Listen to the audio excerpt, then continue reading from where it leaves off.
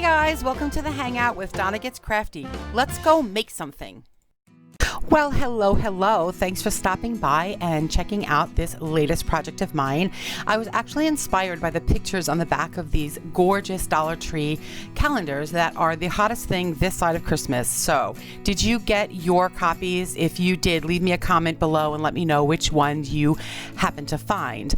I actually picked up a couple, and I may even have one for a giveaway at some point. So, I saw these little boxes at the Dollar Tree and I went ahead and picked some up. I did one, a pumpkin one, and you can see the link for that below.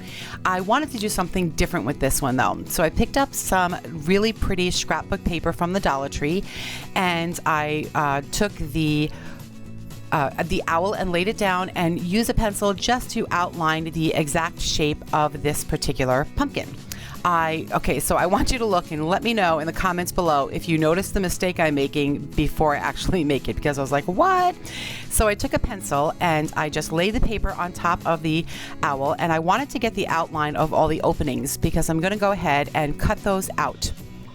So there you can see the impression of the openings, and I'm going to use a super sharp, I keep calling these Sharpies, but Sharpies are markers and this is an X-Acto knife. So if you use the sharp knife, X-Acto knife, please be careful and don't cut yourself. But look what I did. Cut out all the openings and it doesn't fit because I did it backwards. What? So I just ended up using that as a stencil, I guess, to trace out. Or a template, I should say. Then it fit perfectly. So I gave it a lovely little coat of Waverly wax paint, which Waverly is Waverly wax paint, chalk paint. Boy, I'm flumphing all over the place today. I used Waverly chalk paint in white because it gives great coverage. No need to paint the front because I am going to go ahead and use some Mod Podge and give a light coat of the Mod Podge to place the cutout on top of my little owl. Now, I colored in his eyes because I wanted them to be black. Oh, and you know what I forgot to do? I did forget to spritz it with water. If you spritz your paper with water, it helps to avoid bubbles. Did get one bubble. This ink paint from Waverly is what I used to go over his eyes. I used a Sharpie marker at first, but it didn't work at all on the paper. So I just gave it a quick coat of this Waverly chalk paint in ink. I knew that I didn't want the back of this particular box to look like an owl, so I simply used just a little piece of round cardboard that I had to give me a nice even round mark around his little, I know that they're not horns, I keep calling them horns, his feathers that are his ears. And if you score the wood is very thin and it's easy to score, so you put a little mark on it. I think I went over it 2 or 3 times and it snapped off, but I used a scissor to cut off the little bits that were left behind.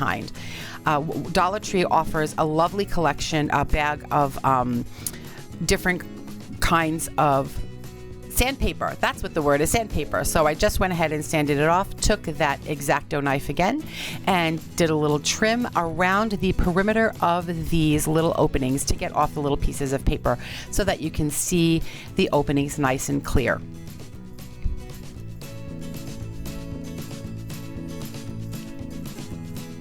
I wanted to put a little paint around the openings just to make it stand out some more, so that's what I did. And I did go ahead and put a layer of Mod Podge over the paper when it was done. It's a little out of order in the video because you can see I didn't finish the painting on there, but I was kind of winging it and decided to put the paint on, the Mod Podge on afterwards. The next step is to take a look at the back of this particular little box. I want to make this look like a wall. I tried painting it, didn't like the way it looks, so here I am taking a wide popsicle stick or a tongue depressor to create a little shelf. I used the scissor on this popsicle stick and it actually made it roll and break, so that didn't work. Using an X-Acto knife was a lot better, and then I just rubbed it up with a little bit of the sandpaper. And I need a little lip to put the shelf on, so I took a smaller piece and just made a little strip using the Waverly chalk paint, no, Waverly wax. That's it, the Waverly wax in antique. It makes it look like a beautiful stain without the stink of using real stain. Put a tiny bit of glue there, and that's the little, like, it's going to help the stability of the shelf. Put a little bit of glue on top and then set the piece of wood sticking out so that now it is a shelf. I put a little bit of paint on there to cover the glue, and I made a second shelf, and oh my gosh, this is really coming out so stinking cute. So I knew I didn't want the pieces of the flower stems to show, so I just cut 2 pieces of cardstock that had like a wood image on it. And now we're on to the little miniatures that I made for these 2 adorable shelves. The first one that I made was a little vase. I picked up a bag of wood from somewhere. I don't even remember where I got it, but it had all these little bits and pieces. Some floral that I picked up at Walmart for a great price of $1. Now's the season to go find those. And I put some greenery inside this little piece of wood. I found some colored, those little bead things, and I stuck that in there to give it some color. And then I moved on to these pumpkins. Now I keep calling these pumpkins square. They're not square. They're round. They're pumpkin shaped. Oh my gosh, I can't tell you how many times in this video I said the word square.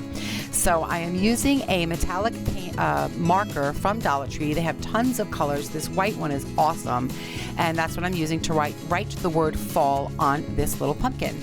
And I would love to have you join my little crafty journey. So if you click subscribe and then don't forget to click the bell, you'll get notified every time I put up a new video, which is 1 to 2 times a week. So I am painting a little one of those tumbling blocks with the black ink chalk paint and putting a little glue on the pumpkin, and I have a little pumpkin that's going to sit on my shelf. Next up is a tiny banner that says blessed. Oh, this was fun to make. Little triangle pieces of paper, and I wrote the word blessed. I took just a piece of wood that I can put a stream of glue on, so then I can lay the little piece of string in there and it gets full of the glue. So I used a tweezer to place the letters on, and now I have a cute little banner that says blessed. Next up are some mini books. I actually turned this into a mini book stack, so I used some white foam and cut small pieces. I put some you can peel the paper off of these, off of the foam board. So that's what I'm using there, and I'm pressing it around the shape in order to give a little spine to the books. I have 2 white and 1 black, and I'm going to use a Sharpie marker just to write the words family and love on the spine of the white books. And then I'm going to use that metallic marker again, and I'm going to draw a little heart on the black book, which is a little thicker than the other ones. I used 2 pieces of foam for that. So I went ahead and glued them on around the little books. They look like book covers. Glue them into a tiny stack, and then I'm going to use a piece of jute cord to go ahead and put around the little stack. I used a tweezer to hold it down, and I used those little pink silicone finger protectors on a marker because those things don't fit on my chubby little fingers. Held down the glue, and look how stinking cute that is.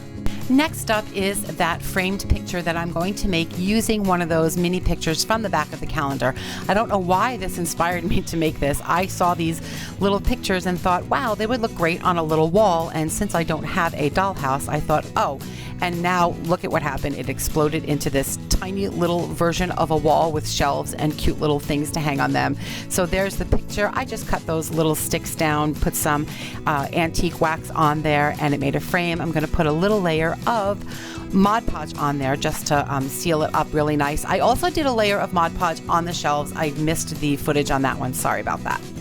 Now I took a little bit of chalk paint and I put it with a little bit of water, and I'm going to make a teeny tiny string of farm beads. The acrylic paint did not work for this. I tried it first. The chalk paint adhered nicely to these tiny wooden beads that I picked up at Walmart. On Amazon. I will leave that link below. Using some of that white cord from the automotive section at Dollar Tree, I created a tiny little thread of farm beads. Now I'm making little tassels using some jute cord. I cut 3 pieces of jute cord, made them a little bit bigger than I'm going to need because it was easier to manipulate. Tied that onto the end of the farm beads, and I used the white cord also. Instead of using ribbon, oftentimes I'll use ribbon or lace in my tassels. I just used that little bit of string because this is so tiny that I had no lace that would fit on that tiny little tassel. So I took 2 pieces of the white cord. I actually separated it out. There's 6 strands in on this particular thread. I separated 2 out and used 2 strands and then put 2 pieces, so I have 4 strings hanging with the jute cord. I hope that makes sense. Then I cut it to fit, and look how cute those little beads are. This is just a tiny little thing. I don't even know if I would leave the instructions for that. I had a piece of galvanized steel, took some black paper, painted it up to make it look like galvanized steel, wrapped it around a little stick, and created a tiny little succulent. How cute is that? Onto these beautiful flowers that Dollar Tree has this season. Look at them. The sunflowers, the colored leaves, they really stepped up their game with their silk flower. Yeah, they're not silk. Are they silk? No. Fabric flowers? I don't know what they are. They do look so stinking pretty though. When I went to put the pieces on, the pieces are fitting nicely, but those beads would not stay in place. So I took a piece of wire, bent it to look like a little hook, put a little bit of hot glue on the back, and glued it to the back of the shelf, as you can see here. And using a tweezer, I was able to hang the little farm beads up that way. So now all the little decor fits on there. Oh, I did put a little piece of jute around that vase that I made too. Didn't get that footage. A little pumpkin that's going to be shown in my Pumpkin Palooza video that's coming up. A bunch of different pumpkins to make for fall. I had some LED lights left over from some clearance stuff I picked up at Michael's. They are selling them at Walmart for less than $4 now. And look at my little owl. That is just so cute. Oh, I put paper behind his little eyes. I missed that footage too. But look how cute. I was so excited to get this done. I am in love with these tiny little pieces. Please leave me a message below, a comment. Let me know what you think of this. And if you've made any minis, leave me a link so I can go check out the ones that you've made. I've also made minis for another video that I have. I'll leave the link for that down there. Thanks for stopping by. Give me a thumbs up and have a creative day.